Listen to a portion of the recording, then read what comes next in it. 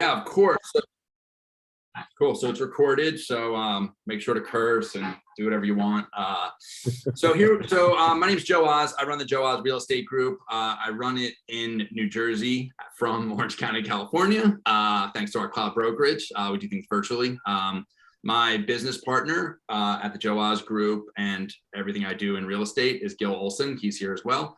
And so what we do, this started a long time ago. We just kind of we just want to give back. We come from abundance, right? And we feel like no one succeeds alone. And that's really, really, really true at our cloud brokerage, where we all kind of work together and run together.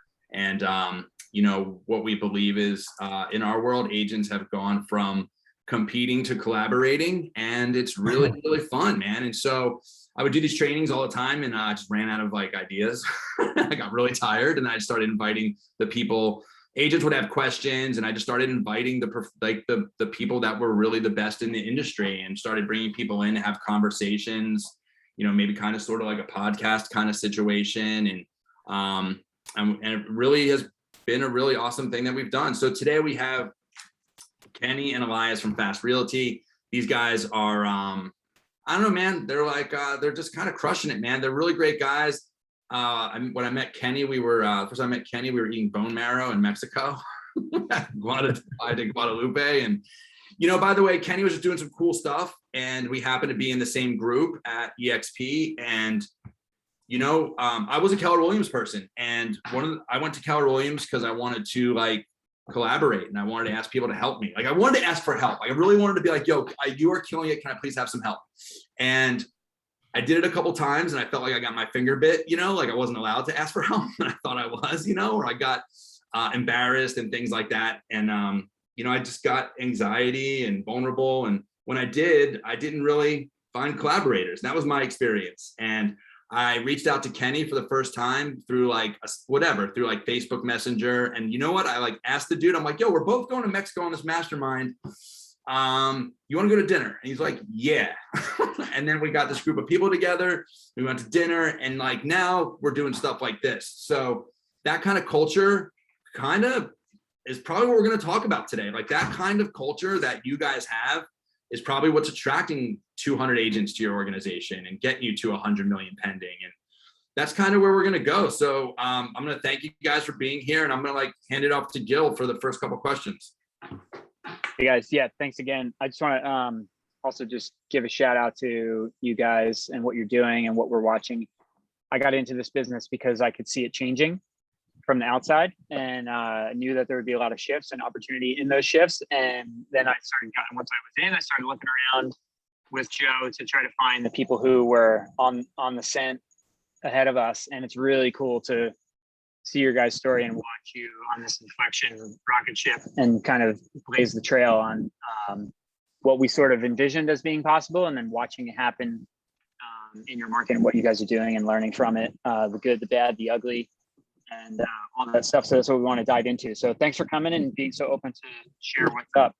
I guess the first question I'd ask you guys is just how did this all come about with where you're at right now? It's not an overnight success, I'm sure. Kenny, if you could just give us a bit of your potted bio in 1 or 2 minutes of how you got to the point, maybe up to 18, 24 months ago before you hit this massive inflection point. What did that look like? What was the hard work before the overnight success, and how did you get to the point where you started? Yeah, so this is my third time running a team. My first attempt running a team, my third year in business. Before I was the number 1 buyer's agent in Oakland. So imagine that's just a lot of driving. But I started a team late third year that year with Tom Ferry coaching. I remember writing down one day I wanted to have 30 agents that do $100 million of production a year. That was my big vision. And funny thing is that team imploded. I went to my next company. I kind of ran an online leads team at the E team I climbed.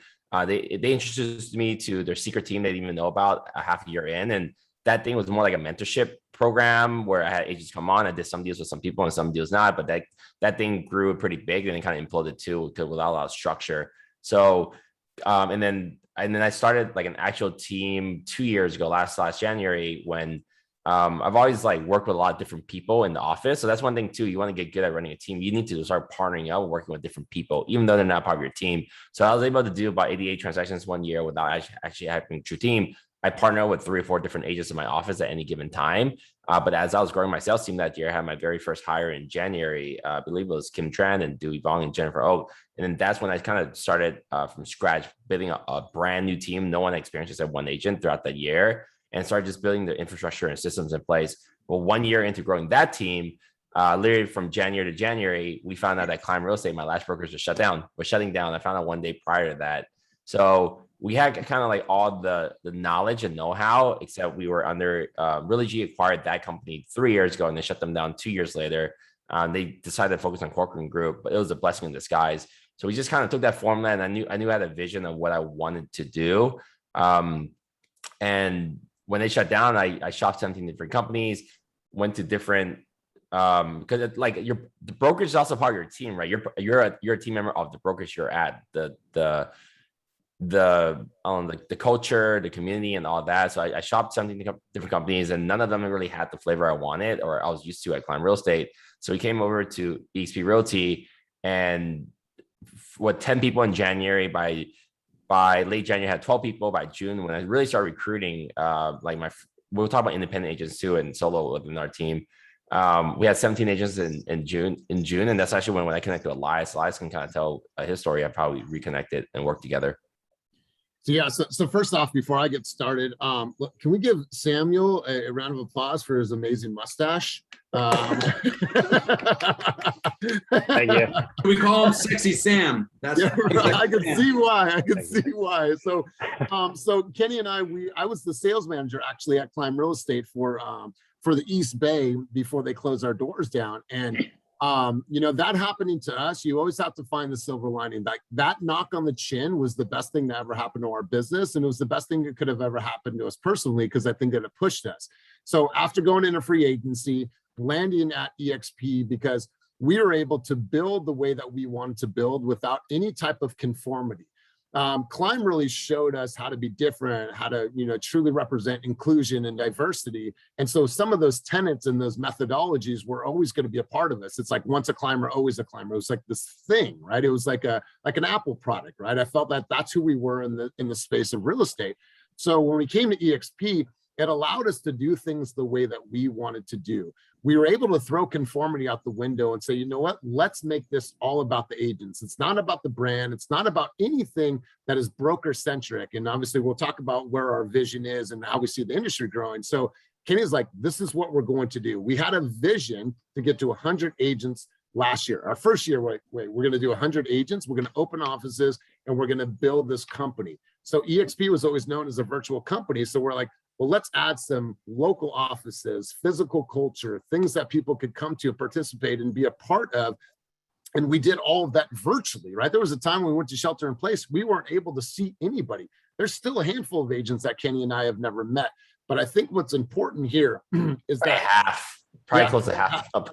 But we're all connected, right? They're all coming to our meetings and coming to coaching, because I believe to create strong culture, everyone has to understand the vision. If the vision is clear amongst the masses, then we all know what we're working towards, right? Do your people understand the vision?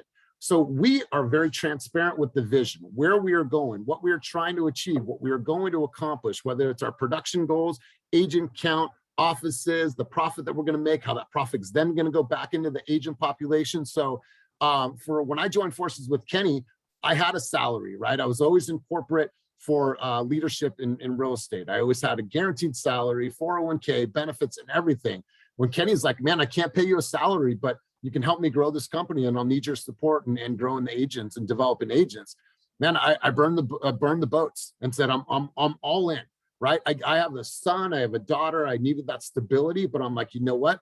I'm going to take this chance. And I took the chance and I rolled the dice and we'll talk about where we are now. And it was just part of believing the vision, right? And then when people believe our vision, and even though if it's a lower split from where they're coming from, they see what the big picture is and they want to be a part of that movement. So that's kind of been my last year and a half with Kenny and how we joined forces back again. When you guys, oh, sorry, go ahead.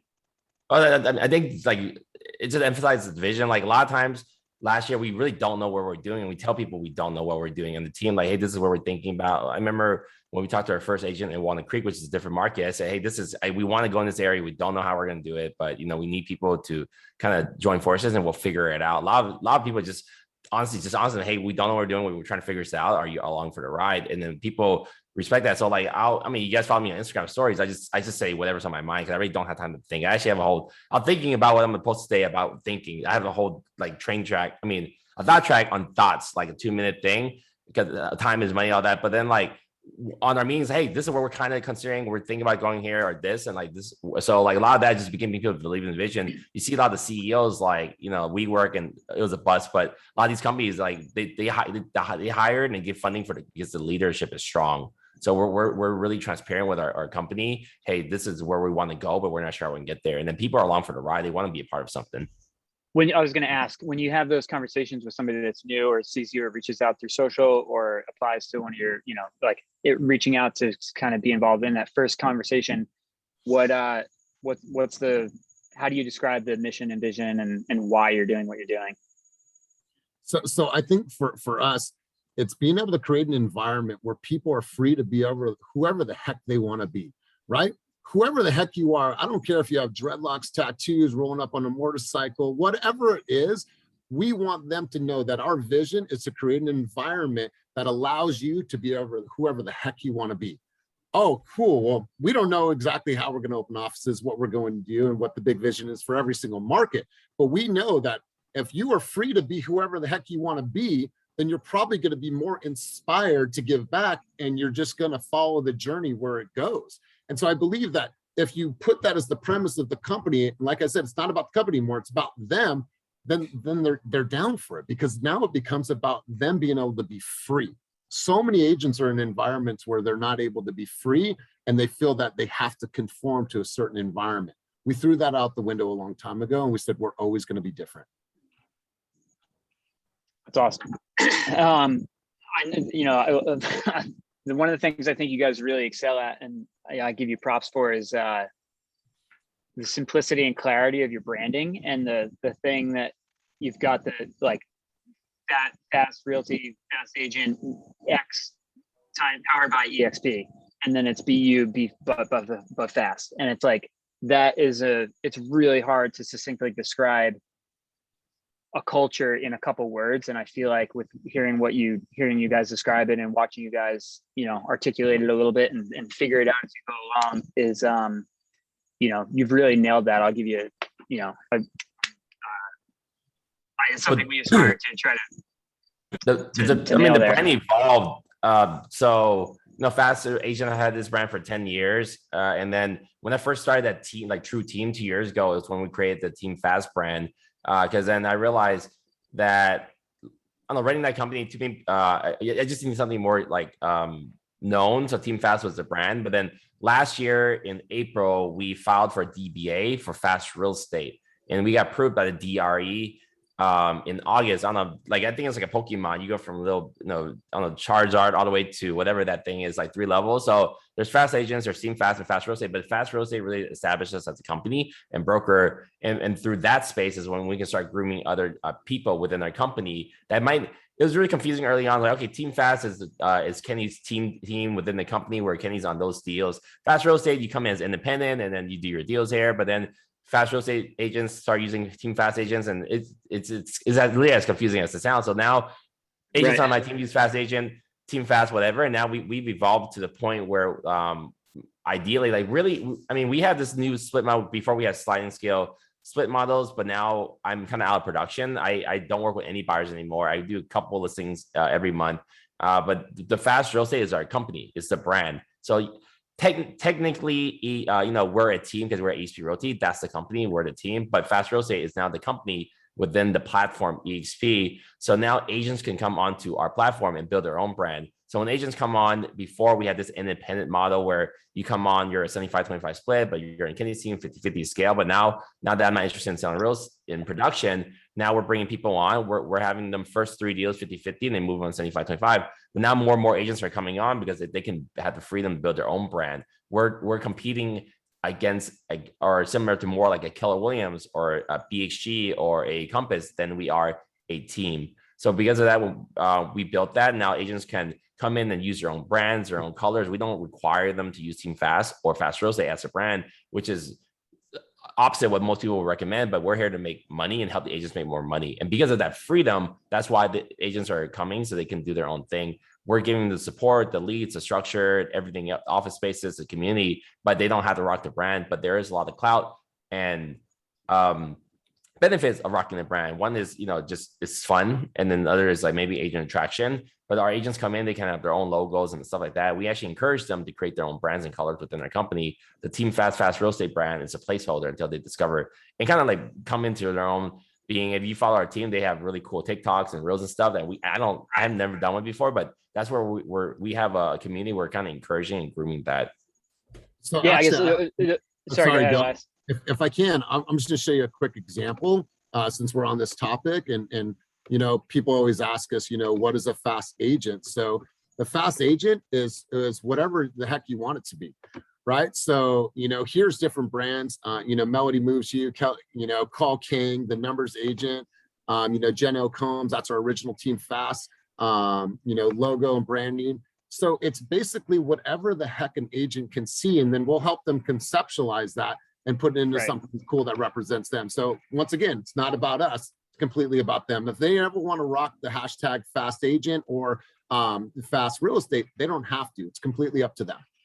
This is like the number one thing I think I was coming in to hope to understand as we try to scale here is like, I love that the be fast culture, the brand, all that stuff. And then when you have that ability to white label the infrastructure, essentially, how does that, is that confusing to the consumer? Like, what challenges have you had in that scenario? Like, what does that look like on boots on the ground when somebody's creating their own thing? Like, I can even just think, like, I've seen your guys' trucks where you're doing open houses. It's like, is it all fast agent signs or do they get their own signs? Like, what is the logistics behind all that? I mean, kiddingly back then, but like semi, like, Side Real Estate is doing really well. They did $8 billion production last year, and why agents are leaving their companies to go to Side Real Estate, they get their own brand.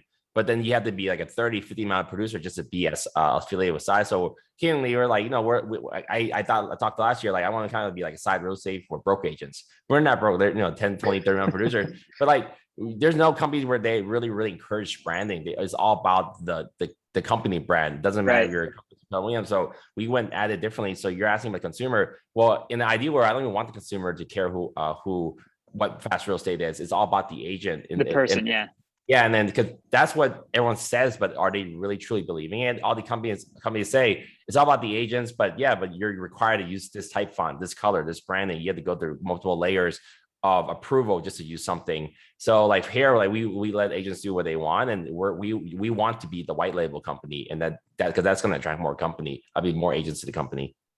Right. I guess where the part when I just try to think of like specific examples of like, all right, well, if you're doing 200 plus agents and everybody's working as a team or whatever, and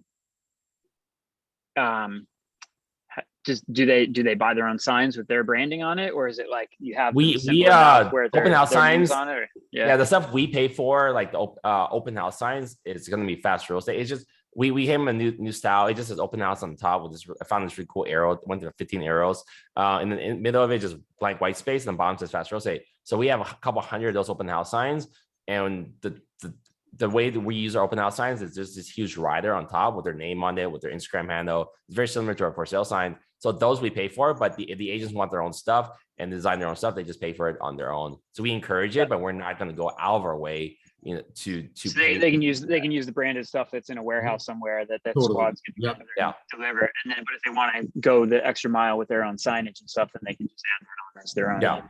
And then we have someone that sets up all their open house signs too. So it's like, hey, I have an open house from 11 to 3 o'clock. All the signs are put out for the agents, and then they're picked up at the end of the day. So you're not running around all sweaty trying to get ready for your open house and put out signs on the corner of Broadway and First. It's all done for them.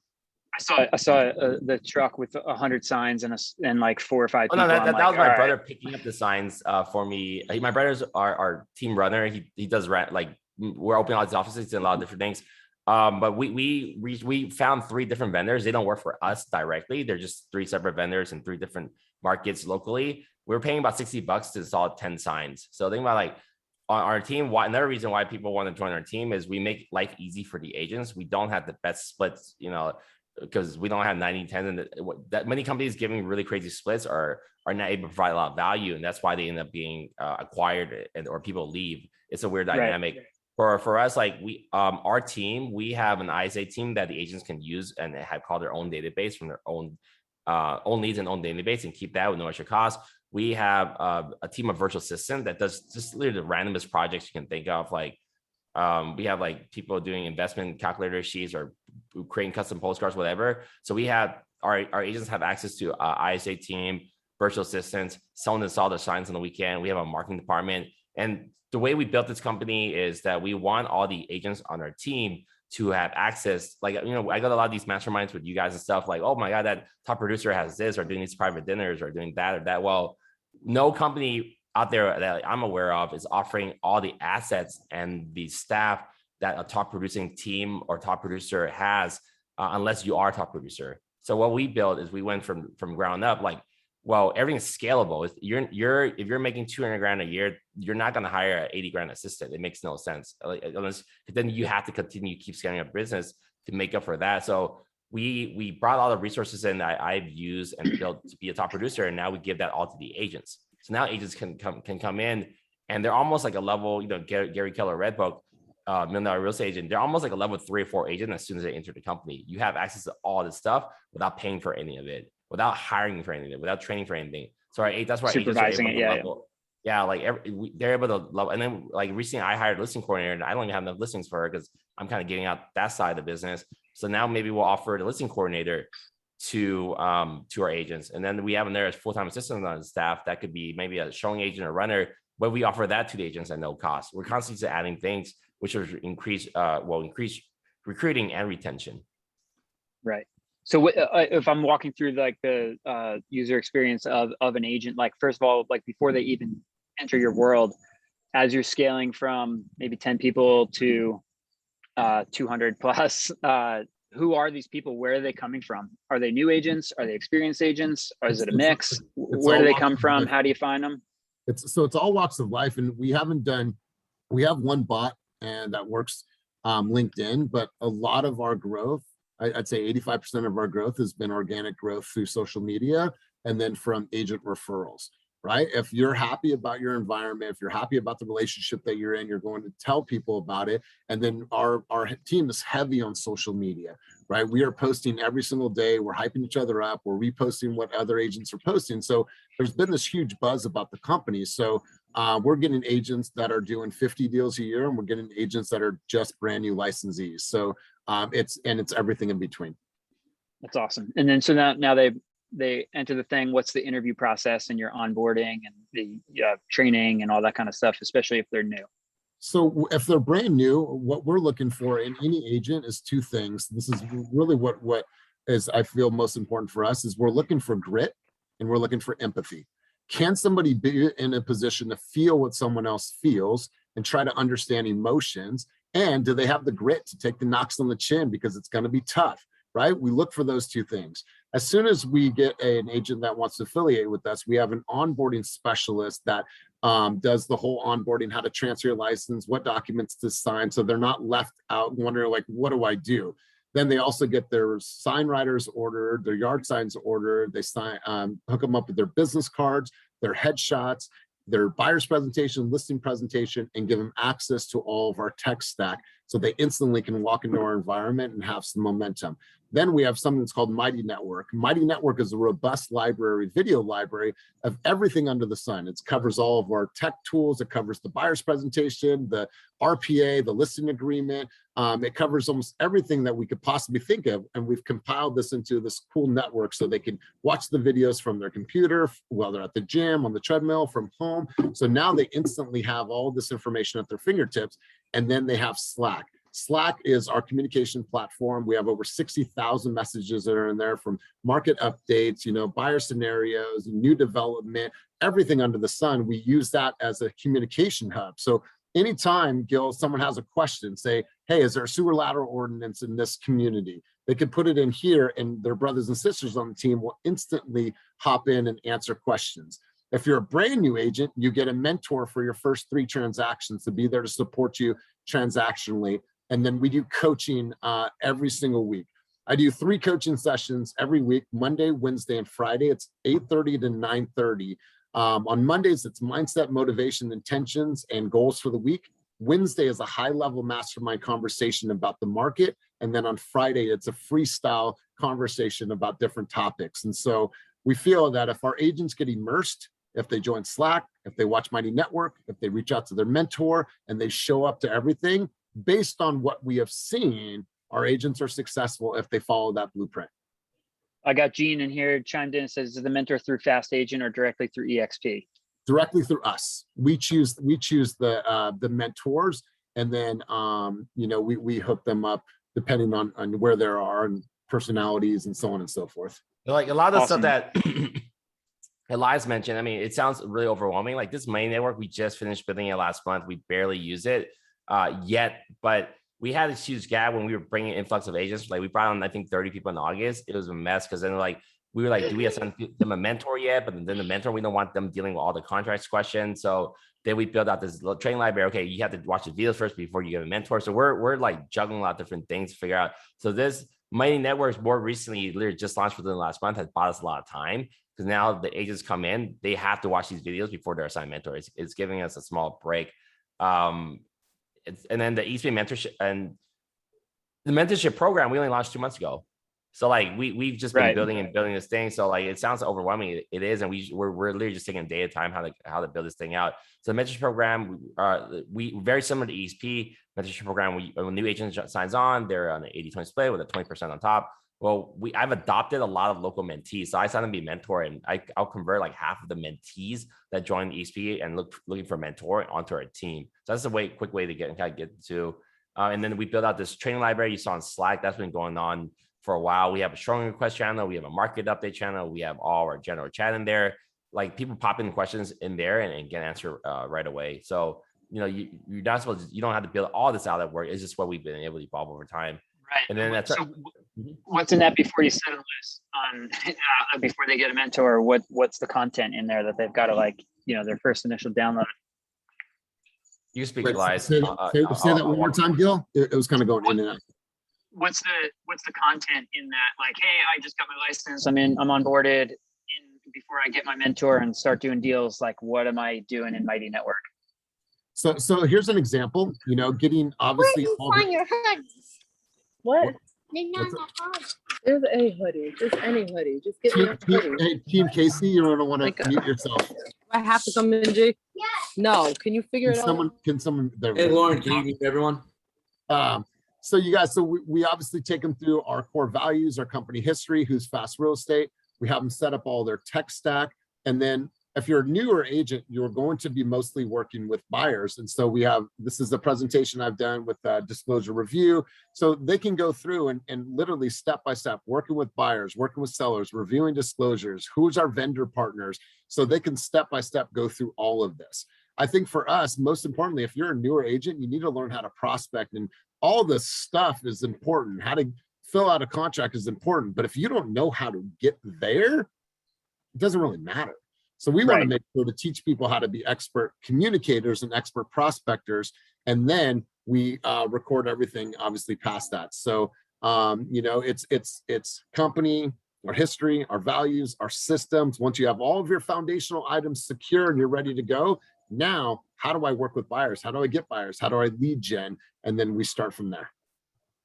Awesome. And then I know you guys have this is something that I think is definitely going to be the future as real estate scales and the internet enters the market more and more. Squads, this idea of like a more experienced agent helping a squad of less people. I love your draft idea. I'd love to hear the origin story of that. Elias, you put your slides from this morning. We had really cool slides. While we pose that, like, we just had our squad meeting. Like, just a quick recap. Like, so our new, we have lots of support, more experienced agents too, but new agents come on, they're plugged in with a mentor. They have a training library. They have our in-house broker, and they have Slack. So there's very little things they can't find a resource for. A lot of the hard part is just like making sure they understand who's going to what. So early on, the mentors were overwhelmed. Like, why am I being asked all this stuff? It's not worth it. It's not ROIs in it. But now, okay. Send them, when someone asks you a question, redirect them.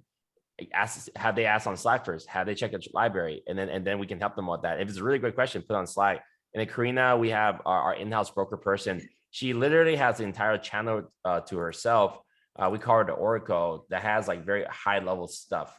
I think Karina's actually on this call earlier. So this is like just more like very technical stuff. This is what many people, why they say at like a more traditional prestigious broker, because they have the legal updates and all that. So we have a channel for that kind of stuff. Nice. Like new developments, market tools, you can kind of see the channels we have. So we're very versatile. And then we just had our squad meetings today, and Elias can kind of talk about that. Yeah, so obviously the question came up, like, what are squads? So we launched Zillow Flex about kind of 8 months ago now. No, 7 months ago. So Zillow Flex is direct buyer connections that call in about a particular property. Then those calls are directly connected to one of our agents. We are the very first Zillow Premier partner in our area, and we're the largest Zillow Premier partner. So on average, we're getting about 450 leads every single month. They're going to up that based on our conversion as we grow the program. So what we saw is the program started to grow. We saw an opportunity to develop leaders within the company. So we developed squad leaders, and actually one of our squad leaders is on today. A squad leader is I like to think of them as like an elite task force, right? They're the Navy SEALs inside of the Navy. They're designed to help with, conversion, help with communication, be a layer of the coaching department and sales department to drive production and change behavior. So we've had great success with our squad leaders. We have 8 squad leaders right now. As we grow, we'll probably add more squad leaders, but this has given them an opportunity to step foot into leadership. Some of them have never been leaders before. And then it's also helping to see, well, who's going to be the future leaders of this company? Who's going to be a part of senior leadership in the coming years as we grow to $1 billion and $1 billion plus? So, give you an example. This was one of our meetings from this morning. We just launched the new round of squads. We do it every 3 months. So what we do is we have the agents or the squad leaders do a draft day. We pick the squads. Then in 3 months, we change every single squad and they get a new squad. They can never have somebody twice on the squad. So it gives them an opportunity to influence more. The agents get to learn from different people. And there's always this sense of, I got to rebuild. So there's no sense of like, I'm going to get really, really comfortable with this squad. No, I'm going to highest impact in 3 months. And then we're going to move on to the next squad. No clicks too. Cause then I was going to say no click. Yeah. Yeah. Like we're creating forced friendships. So, and then they hang out with their squads once a week for like a quarter straight. They have their own happy hour. They have their own meeting. And then we have 6 offices right now across 5 cities. So you realize like with this, there's not like, okay, well, this office, like traditional brands, franchise, right? Okay, this office is this company, this office. And then now we really have the agents talk to each other online, rotate. So we're truly a regional team. We're not even down to the city. So now people are like really, really making friends. And that's a really powerful part of creating the culture too. Yeah, I think I really admire that build out. And I think that's a way of the future. Yeah. Somebody, Candace just chimed in. What's the incentive structure for squad leaders for that time and all that stuff that you were talking about? So that's a really good question. So for our top level for 3 months, the top person gets 10 G's. The second person gets 7,500. Then it goes to 5,000. We changed it this morning, Kenny. 5,000. We just changed this morning, but it was 10, 7,500, 5,000, and then 3 lowest winners get 2,500. But today we just upped it today to 10, 8, 6, 4, 4, 4, 4. So because then think about like that's probably gonna cost me, I think like 120, 140 grand a year. This is better than hiring a dedicated sales manager to operate everything now, because now we're buying in back to the company. Now we're grooming the leaders. And then we really focus early on the 5 levels of leadership. So they all have the book. They understand what that means, build rapport with different people.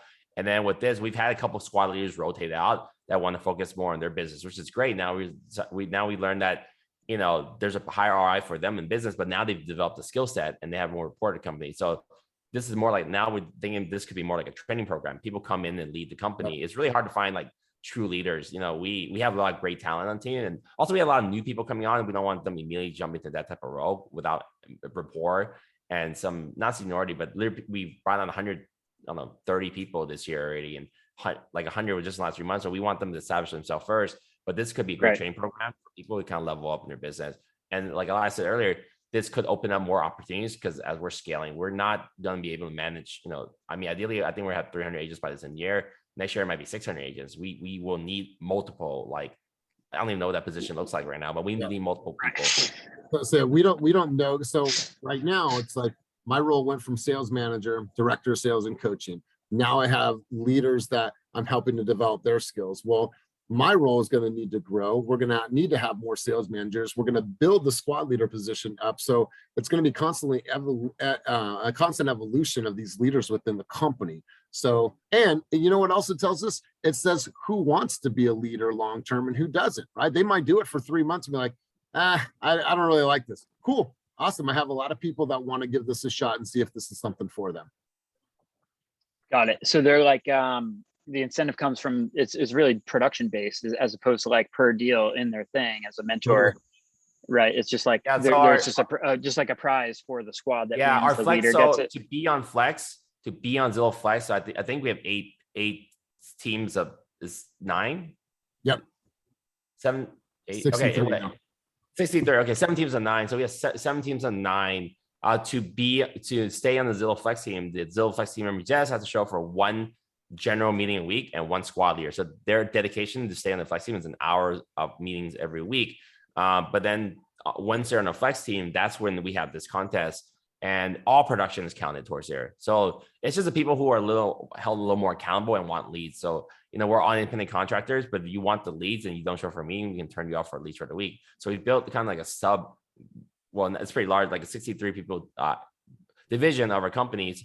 And then people kind of right now are every Thursday, they're coming on to audition, script, and role play in front of the whole group. There's like 30 people that are constantly at any given time trying to get on the Flex team. So they're coming on every Thursday to audition. And then every single month we add 1 person. So we started with 6 teams of 5 and 6, 6, 6, 7. And then we have 7 teams of 6, 7, 7, 7, 8. Now we have 7 teams of 9. So like, I think we'll be at 8 teams of 10 soon, and that's getting pretty large. So we'll probably need to add more squad leaders. So like we're growing as we're getting more Zillow Flex leads, we're adding more team members. And that's right. And it's kind of cool because now people have to show up every week to get a spot on the team. And I think what it does, it really breeds this culture of accountability, right? I don't like accountability. Like, hey, what are your numbers for the week? Cool. Here, how about you do 50 calls a week? No, like we just want there to be this culture of accountability amongst themselves. We don't want to tell you what you should be hitting and how many calls you should be making for the week. I shouldn't have to do that, right? We're adults. We're not babysitters. The slides of the team names too. So Elias, we go over last quarter's team names and today's team's name. Yeah. So last, we let the squads pick their own names. So we had like the Send It Squad, we had the Thundercats, we had Fuego, we had the Slay Squad, we had all these different squads. And then today they announced their new squad names. We had the Dough Makers, we had Zenith Squad, we have the Omega Squad, we have the Killer Squad. So they all get to choose their boys to men, right?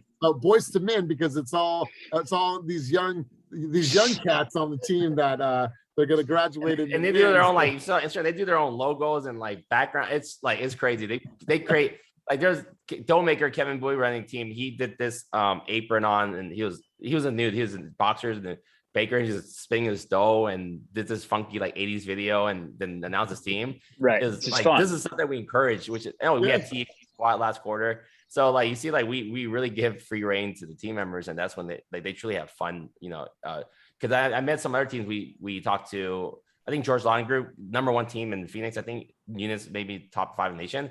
They had blue team, red team, green team.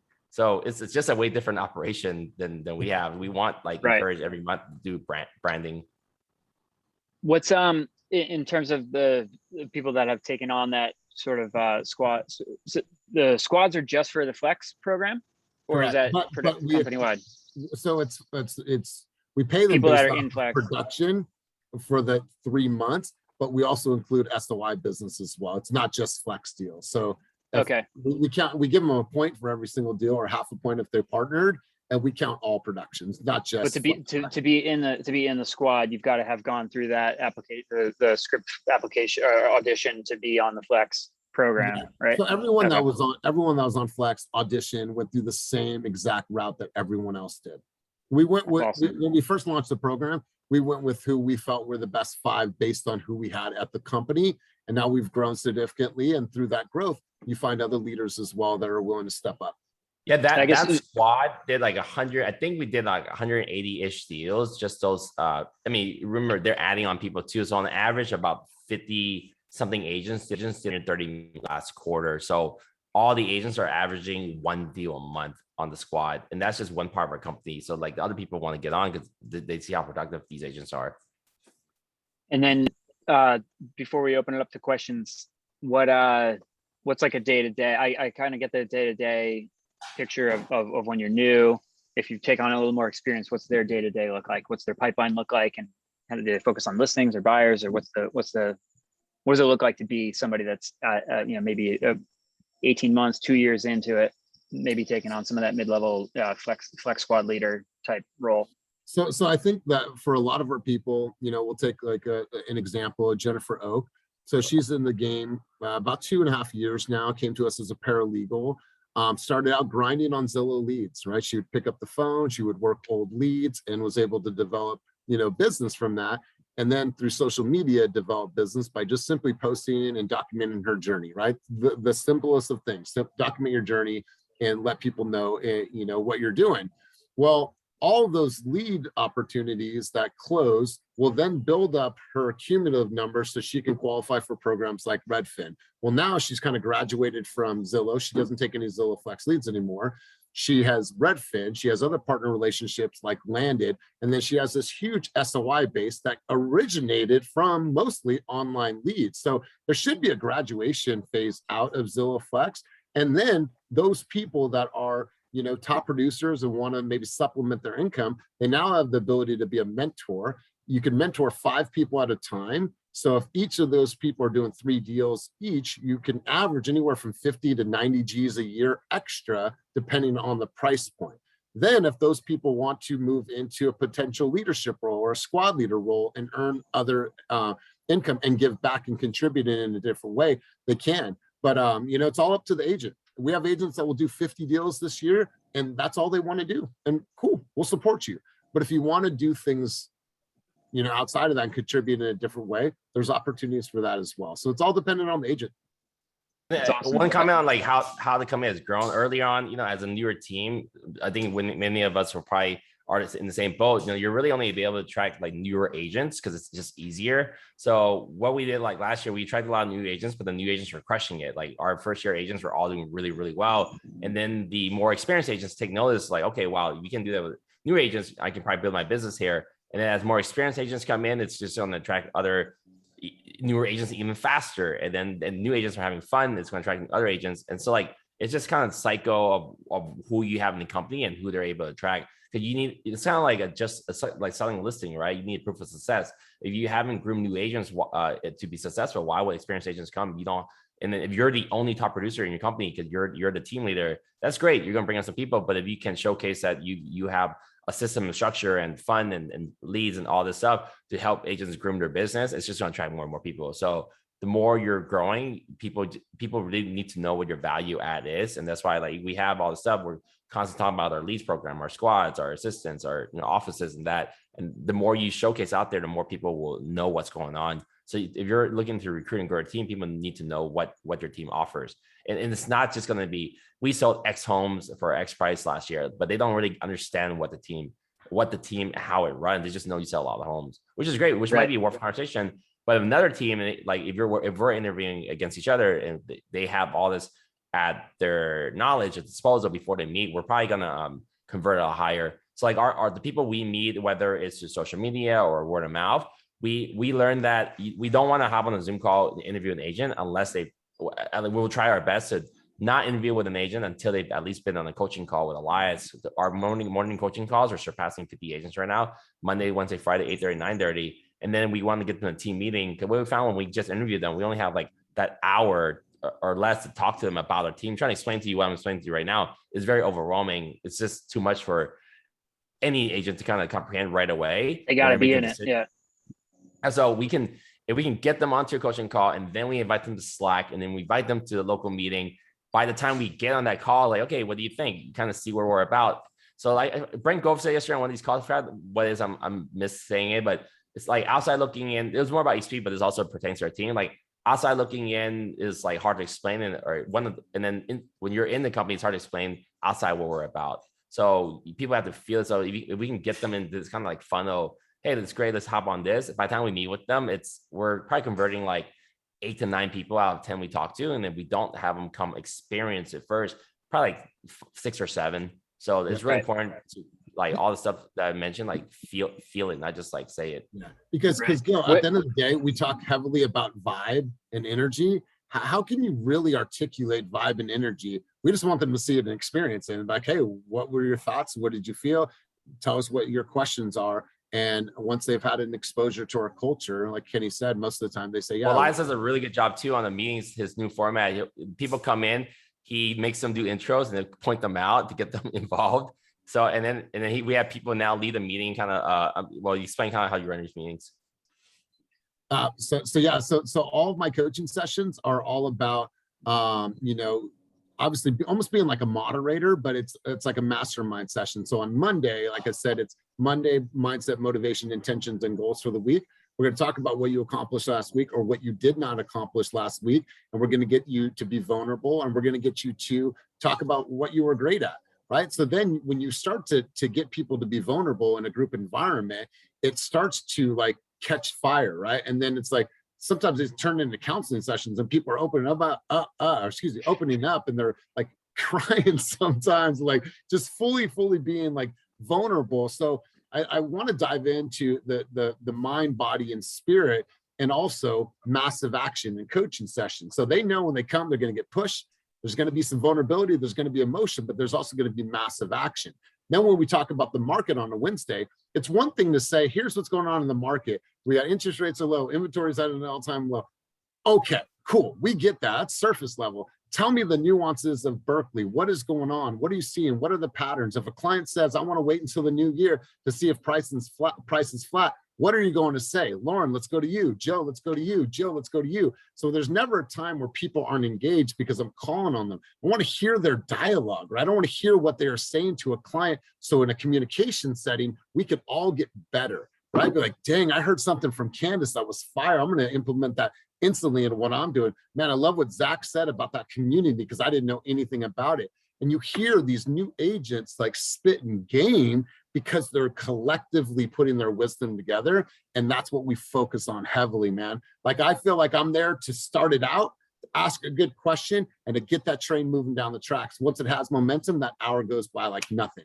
I have somebody bring us out on the field, like, all right, hey, Sam, we're going to have you bring us out of the tunnel, say something, hype us up. So you have all these people like, well, what do I do? Well, all right, we're going to do this. We're going to do this. Cool, right? And then someone brings us off the field, and we do that every single time. And man, 50 plus agents are showing up 3 times a week.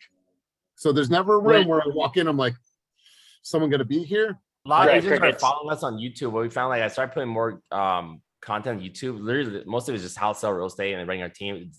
There's no like, hey, join us or whatever. It's just this is how we run a company. So now, like, we're discovering that many agents are watching YouTube and are either Elias' channel or mine. I link back to his.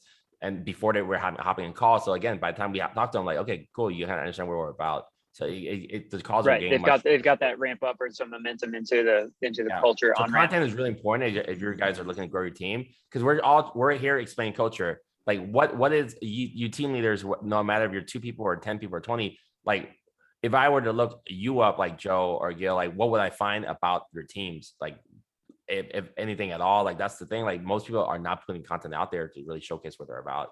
So you're really competing for talent. You're having that 1 hour meeting with someone and they're talking to everyone. They're not going to, it's like a listening appointment, like you don't have a presentation. You're just going just there, and it's a lot harder. They got to know you before they come. It really breaks the ice. What's everybody got for questions? Throw some stuff into the chat here. We got about 9 minutes left, and I have one. Hey guys, I'm going to jump in. I have one question. Selfish about it. Hey, what's the future of real estate, you guys? What's the future of real estate? I know it's a really open question, but what does that look like? Kenny, go ahead, bro. More work, less money. I mean, all these companies are trying to do 0% listing. Correct. I love it. And that's one thing, like I've been able to grow my team. Like I was like, I mean, it's simply just reading admin and staying on top, right? Like 2 years ago, a couple of my team they will tell you they joined my team because of my scare tactics. It's like, well, Zillow Flex is going to come and wreck you all, take your business. Well, we're Zillow Flex team. We're the monster now. And then like now it's just like constantly like making sure you are looking at what's ahead and making, like, if you check our market updates channel on Slack, it's not just about like data and all that stuff. I put a lot of articles about the future industry. Like what's Compass doing, what's Keller Williams doing, and that's the kind of stuff that we want our agents engaged with. I think for the future of real estate, in my eyes, it's changing this, this rooted belief that we don't retire, we just die in this business, right?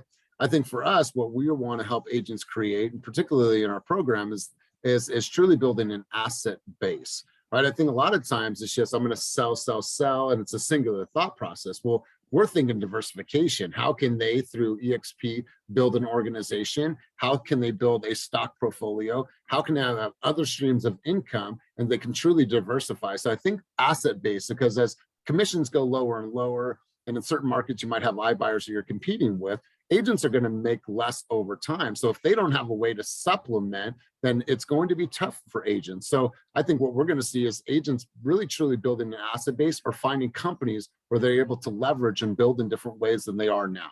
I think wealth building is going to be a super huge part of an agent's future in the next 10 years. I agree with that 100%, man. Like the people that work in our organization. So we have our we call it Disney. Walt Disney put a mouse in the middle of a piece of paper, and from the mouse was like concessions, movies, animation, all these things, right? So for us, it's a yard sign. It's a listing, right? And from that listing is property management, flipping houses, buying houses. Like the ancillary businesses and the opportunity in real estate is just massive. And really, like I say it every day, like, dude, this is, first of all, being in real estate alone sucks. Doing this alone blows, right? And then like what happens is when we all come together, I remember being a single agent and being like, investment opportunities being like, well, I can't afford that. But yeah, 3 people in the office can throw some money together and buy investment property together. Totally. And I love where you went with that. That's really awesome. Collaboration for sure, man. Awesome. What else, you guys? Who else got? Gary Vee said it. Like we're all becoming our own media companies, right? I think this is truly the age of influencer marketing. Buyers, we have agents with no website, no nothing, no experience, doing 20, 30 deals a year. The first year, it's all about connections and how do you get in front of as many people as possible. So everything is very social media forward. Aaliyah, if you can, drop your Instagram handle. So Aaliyah is one of our agents. She's on right now. She's creating these cool reels. So, like the old school mentality, I need to have a website. Now you need to have a strong social media presence, right? So that's really how if an agent said, which one should I have first? Have an IG account over a website any day of the week. We can say here the future is teams. One person can't do everything, and it's going to be very structured. There's a lot of flexibility on how you run your teams, but it needs to be kind of very systematic on how you approach business. Like otherwise you can't do this many deals. People are very demanding. They want to answer our way. They think we're like Uber. And if you don't get an answer, they're gonna move on to Lyft. It's good stuff. Right. What else, you guys? What other questions? Let's open it up. Hi, thank you so much. This is Amanda Cruz. I'm in New Jersey. So thank you so much for taking your time to speak to us first and foremost. And second of all, you guys obviously run a tremendous organization. I have a small team with 2 buyers, and I really liked what you said. So my question would be like, what's the first step after you have 2 buyers agents and you're providing with them? I know that's a long question to answer, but if you could simplify, what would you say to someone like me to take the first step to get to where you guys are? So you have 2 buyers agents right now, and you? Yes. And then do you have any admin support at all? I do. Who's your virtual? I have a VA. Yeah, I would think as you grow to really compartmentalize. And what we did is when we got to around 25 agents, we developed a leadership department, right? And so I think what happened is that we are all able to dive into our core competencies.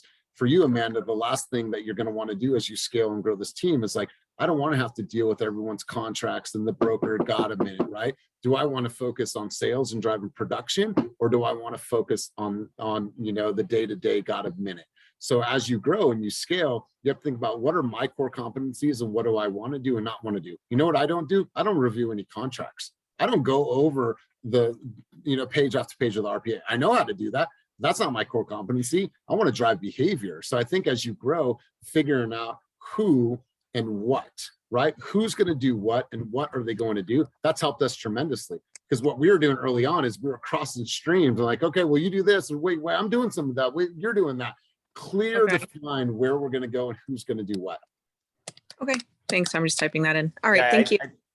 Well, I mean, to kind of piggyback on that, it's like I learned that like the most wealthiest people, it starts with what, how, and then who. At some point, I mean, you're thinking way further ahead. I hired a coach last year. I mean, Elias came in as a sales manager. Now he's a director of sales and coaching. We have a marketing assistant now runs our director onboarding and vendor relationships. We had our trainer come in. Now he's our director of operations. So I think I struggle with teams too. Why we've been able to pick up a lot of other teams. Like more recently, we picked up a lot of people that were like 90-10 splits with their local company, which sounds great, right? But then when you're running such small margins, you're not able to constantly put money back into the business to feed the business.